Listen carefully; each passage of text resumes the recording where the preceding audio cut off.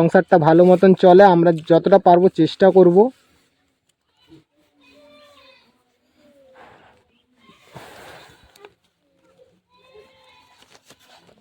আমাদের ঘরের অবস্থা বিশাল, জল পড়ে, বৃষ্টি হয়।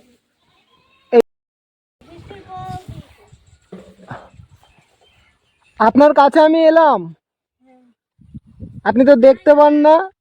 আমি একটা নিউজ চ্যানেলে ভিডিও দেখেছিলাম কিছুদিন আগে। চলুন আমি আপনার ঘরের সামনে চলুন, গিয়ে ওখানে গিয়ে কথা বলছি। আপনার ছেলে কোথায়? চলুন।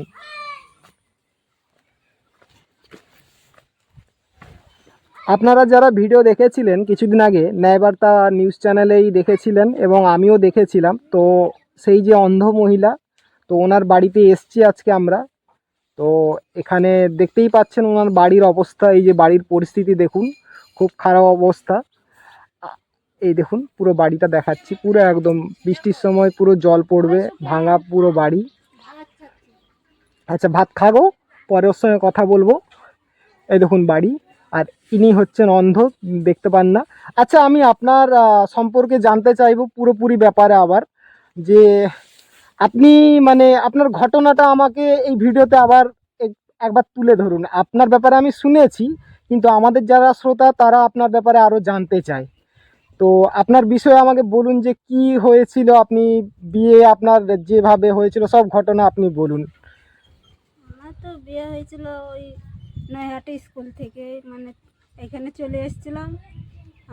আমার স্বামীও এরম দেখতে পাই না। আচ্ছা। আমার স্বামীও ব্লাইন্ড। হ্যাঁ।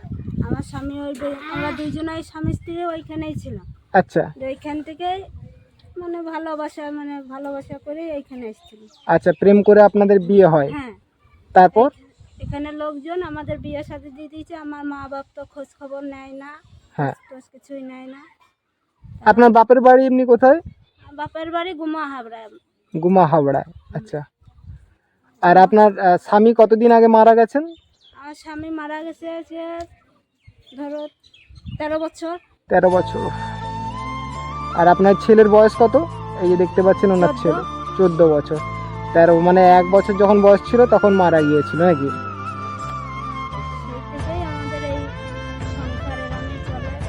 আমি আপনার ব্যাপারে এখন রাস্তায় আছি, লোককে জিজ্ঞাসা করছিলাম। তো আপনার ব্যাপারে সবাই তো বলতে পারেনি, কিছু কিছু মানুষ বলতে পারলেন যে আপনার ব্যাপারে বললেন যে আপনি আপনার ছেলেকে নিয়ে নাকি রাস্তায় ভিক্ষা করেন, কখনো বেরোন মাঝে মাঝে। তো এই বিষয়ে আমি শুনলাম। এই দেখুন ওনার গ্রামের প্রতিবেশী এখানে সবাই আছেন, এই সবাই গ্রাম ঘুরে ঘুরেই সংসারটা চলছিল। হ্যাঁ। এই মাঝে বিডিও অফিসে যাই, বিডিও সাহেবরাই আমাকে করলো। আপনাকে হেল্প করেছেন কিছু? হ্যাঁ। কি হেল্প করেছেন? ওই চাল ডাল দিয়ে গেছিল, বাজার ঘাট দিয়ে গেছিল। আচ্ছা। তারপরে এখন আবার অ্যাকাউন্টে টাকা আসছে। আচ্ছা, বাহ। মাস গেলে 3000-4000 টাকা করে আসছে। বাহ, ওটা তো মোটামুটি চলে যায় এখন। এখন এই গ্রামে তো যাই না, এই বাড়িতেই যাও। হ্যাঁ হ্যাঁ হ্যাঁ হ্যাঁ, ওটা এমনিতে আপনি অন্ধ, যাবেন না, বাইরে যাওয়ার দরকার নেই বেশি, কারণ রাস্তাঘাটে জানেন তো কিভাবে গাড়ি চলছে। এখন বয়স যত ভারী যেতে পারে না, মোটর সাইকেলের গাদা সেখানে তাল খায়। আচ্ছা। গাড়ি ঘুরেও টের পাই না। এই মাঝে চোখে যন্ত্রণা, ওই বিডিওর থেকেই নিয়ে গেছিল ডাক্তার বাড়ি। হ্যাঁ। এই ডাক্তার করে আবার বাড়ি পাঠাই দিল। আর আপনার ছেলে কিসে পড়াশোনা করে এখন? 8-এ।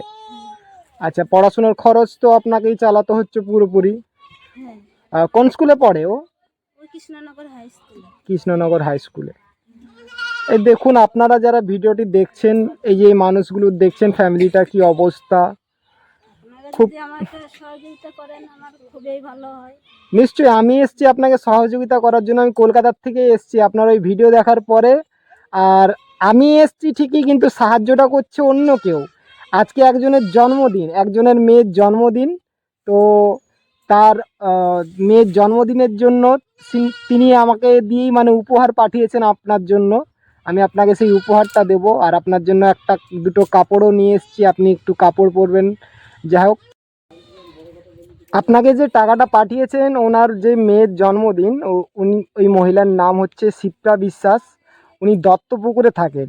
ঠিক আছে, এই যে আমি আপনার জন্য টাকাটা বের করে দিচ্ছি। আমি ভাবছিলাম আপনাকে বাজার করে দেব, তো তার আগে আমি টাকা দেওয়ার আগে আমি আপনাকে শাড়ি দিই। আমি শাড়ি নিয়ে এসেছি কিছু, এই ব্যাগ থেকে বের করুন আমার ক্যামেরার জন্য। আসো বাবু একটু আসো তো, আমার এখানে ব্যাগের চেনটা খোলো। দাম দিয়ে আমার শাড়িতেই ওনার হয়ে হ্যাঁ চেনটা খোলো, দেখো কোনটাতে আছে ঢোকানো, কাপড় দেখতেই পাবে ওটাতে আছে, না তো পরের চেনটাতে দেখো। হ্যাঁ চেয়ারটা নিয়ে দেয় দেন। এরপর তুই আমাদের চেয়ারটা নিয়ে তো না চেয়ার লাগবে না, থাক চেয়ার লাগবে না। লাগবে না লাগবে না। আমি চেয়ার কিনে রেখেছি, মানুষজন আসে একটু বসতে দিতে পারে। হ্যাঁ ওইখানে কাপড় আছে আপনার জন্য, আপনি নিয়ে নিন ওটা, আপনি ওগুলো পরবেন, ঠিক আছে? এটা আমাদের তরফ থেকে দিচ্ছি, আমাদের তরফ থেকে বলতে এটাও দান করেছিল একটা জায়গায়, ওই দুর্গানগর আছে আমাদের ওই কলকাতার সাইডে, দমদমের সাইডে, ওইখান থেকে উনি কাপড় দিয়েছিলেন ওটা। এরকম আমরা বিভিন্ন জায়গায় যাই, যারা অসহায় মানুষ তাদেরকে আমরা এইভাবে ভিডিও দেখি বা আমরা জানতে যখন পারি বা কেউ আমাদেরকে কল করেন তখন আমরা সেখানে খবর নিয়ে তাদের কাছে পৌঁছে যাই, বিভিন্ন রকমের সাহায্য করি। দেখুন আপনাকে আমি বাজার করে দেবার কথা ভেবেছিলাম, কিন্তু আমি বাজার করে দিচ্ছি না। আপনি নাকি সেই দিন আমি ভিডিওতে দেখলাম তেলও নাকি ধার করে নিয়ে এসেছিলেন কোথা থেকে, কোন দোকান থেকে। তো আমি আপনাকে কিছু টাকা দিচ্ছি। না দেয় ও ধার করে নিয়ে আসলে দোকানদাররা দেয় আবার টাকা। হ্যাঁ এই টাকাটা নিয়ে আপনি সংসার আরও চালান ভালো করে, আস্তে আস্তে করে দেখুন আপনার যাতে সংসারটা ভালো মতন চলে, আমরা যতটা পারবো চেষ্টা করব।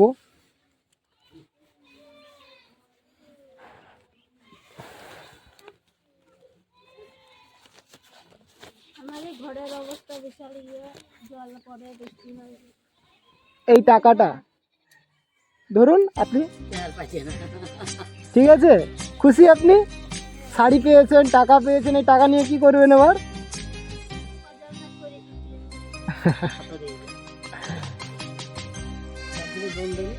আমি টের পাই না ওটা বলি। আচ্ছা আপনার ছেলেকে দিয়ে গনিয়ে নেবেন না, উনি তো দেখতে পান না, ঠিক আছে, ওই জন্য গুনতে পারেন না। ঠিক আছে আপনি এই টাকা নিয়ে আপনার যা ইচ্ছে খুশি আপনি করুন, আর আমি দেখছি আবার যদি পরে পারি তো আবার আসার চেষ্টা করব, ঠিক আছে? আপনি এই টাকাটা পেয়ে খুশি? কতটা খুশি? অনেকটা খুশি খুশি। মানুষের কাছে কিছু মেসেজ দিয়ে দিন, আপনি কি চান? ওনার এখনো ঘর নাই, ঘরে থাকতে পারে না, যে ঝড়। এই দেখুন এই যে বাড়িটার অবস্থা খুব খারাপ, যখন ঝড় বৃষ্টি হবে না, যদি হতো তাহলে আমার খুশি হতো, কি হতো? খুশি অনেকটাই আনন্দ হতো। যদি ঘরটা ঠিক হয়ে যেত। ঠিক আছে, এরকম অনেকেই ভিডিও বানান, এবং আমার যারা দর্শক আছে তারা যদি আসতে চান বা যদি এই ভিডিওর মাধ্যমে তারা যদি সাহায্য করতে চায়, আপনার ঘরটাও একদিন নিশ্চয়ই হয়ে যাবে। এই ঘরটা সত্যিকার, এই যে খুব এবারে তো বৃষ্টি আসবে, কালবৈশাখের ঝড় আসবে, থাকা যাবে না, পুরো উড়ে যাবে। টিনগুলো পুরো ফুটো হয়ে গেছে, তিরপল টাঙানো আছে। ঘরের ভেতরটা আমি দেখাচ্ছি, ঘরের অবস্থাটা খুবই খারাপ, মানে ঝুঁকে আমাকে ঢুকতে হচ্ছে। এই দেখুন অবস্থা ঘরের, এই যে ফুটো একদম ঘর, জল পড়বে। এই হচ্ছে ঘর, ছোট্ট ঘর একদম, এখানেই থাকেন, খুব অবস্থা খারাপ, এখানেই রান্না বান্না করেন ওনারা। আপনারা যারা ভিডিও দেখছেন দয়া করে সাহায্য করার চেষ্টা করুন এই মানুষটিকে। এই মানুষটি দেখতে পায় না, অন্ধ, ওনার ছেলে ক্লাস 8-এ পড়ে।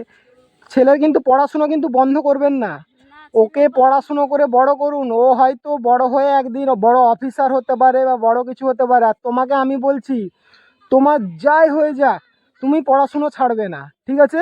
তোমার আরও হাজার হয়তো কষ্ট আসবে, আজকে আমি এসছি, হয়তো কালকে আসবো না, এরকম হেল্প করতে কেউ হয়তো আসবে না, কিন্তু যেমন করে হোক তুমি দরকার পড়লে, যদি কেউ তোমার সঙ্গে না থাকে, তুমি এটা ওটা কাজ করে হলেও, অনেকে কাজ করেও দেখবে পড়াশুনো চালিয়ে যায়, ঠিক আছে? তুমি যাই হোক করে পড়াশুনোটা চালিয়ে যাবে, কারণ পড়াশুনো যে না করবে তার জীবনে তুমি কিছু করতে পারবে না, বুঝলে ভাই? বুঝলে বাবু? বলো, কিছু উত্তর দাও, হ্যাঁ না, লজ্জা পাবার কিচ্ছু নেই। লজ্জা পাচ্ছে, ছাড়ুন ছাড়ুন, ও লজ্জা পাচ্ছে। তো পড়াশুনোটা তুমি চালিয়ে যাও, ক্লাস 8, আরও তো কমসে কম এখনও 6-7 ক্লাস পড়তে হবে, গ্র্যাজুয়েশনটা করো। গ্র্যাজুয়েশন না করলে কিচ্ছু হবে না, এই উচ্চ মাধ্যমিকেও কিছু হয় না আজকাল। গ্র্যাজুয়েশন করার পরে তুমি ভালো চাকরি ফাকরি এটা ওটা পেতে পারো, তারপর বিভিন্ন লাইনের পড়াশুনো আছে, ভালো যদি পড়াশুনো করো সরকার থেকেও হেল্প পাবে বহু রকমের, ঠিক আছে? ঠিক আছে, আমি আজকে আসছি, আবার পরে আমি আসার চেষ্টা করব আপনাদের কাছে, ঠিক আছে? যাতে আপনাদের আরও ভালো মতো হেল্প হয়ে যায়। ঘরের অবস্থাটা খারাপ, এই কালবৈশাখীর ঝড়ে তো এই থাকা যাবে না, বোঝাই যাচ্ছে দেখে। পুরো ঝড়ে একদম মানে ঘর বাড়ি উড়ে যাবে যা দেখা যাচ্ছে পুরো হুম। আশেপাশের মানুষগুলোও যদি হেল্প করতে পারতেন যাদের অর্থ আছে তো খুবই ভালো হতো, কিন্তু এইখানে যারা আশেপাশের মানুষ তাদের কিন্তু অবস্থা খুব একটা ভালো না, আমি দেখছি এটা। তারাও গরিব মানুষ সবাই, কিন্তু একটু পাশের আশেপাশের যারা আছেন তাদের তো, যাদের অবস্থা ভালো আছে তারা যারা জানেন তাও একটু হেল্প করুন। এই ভিডিওটা যারা দেখছেন দয়া করে রিকোয়েস্ট করব এই মানুষটার পাশে দাঁড়ানোর চেষ্টা করুন। আজকের জন্য এই পর্যন্তই, আবার দেখা হচ্ছে নেক্সট টাইম, আবার আমি চেষ্টা করব আপনার কাছে আসার জন্য। ঠিক আছে, চলুন, টাটা।